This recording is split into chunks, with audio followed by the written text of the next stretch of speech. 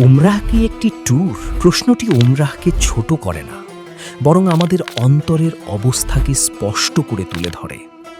উমরাহ কখনোই সাধারণ ভ্রমণ নয়, এটি একটি আত্মিক সফর, যেখানে একজন মানুষ তার গুনাহ, দুর্বলতা ও ভাঙা হৃদয় নিয়ে আল্লাহর দিকে ফিরে যায়।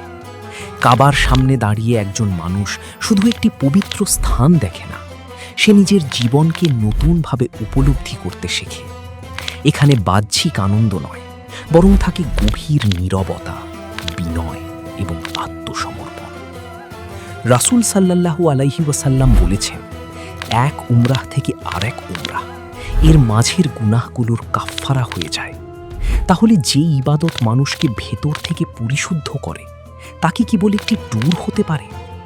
উমরাহ তখনই ট্যুরে পরিণত হয় যখন হৃদয় সেখানে উপস্থিত থাকে না, যখন চোখ পবিত্রতা দেখে কিন্তু অন্তর দুনিয়ার ব্যস্ততায় আটকে থাকে, যখন ঠোঁটে দোয়া থাকে কিন্তু মন বিচ্ছিন্ন হয়ে পড়ে অন্যত্র। যার নিয়ত সৎ ও একান্ত, তার জন্য উমরাহ হয়ে ওঠে এক নতুন জীবনের সূচনা।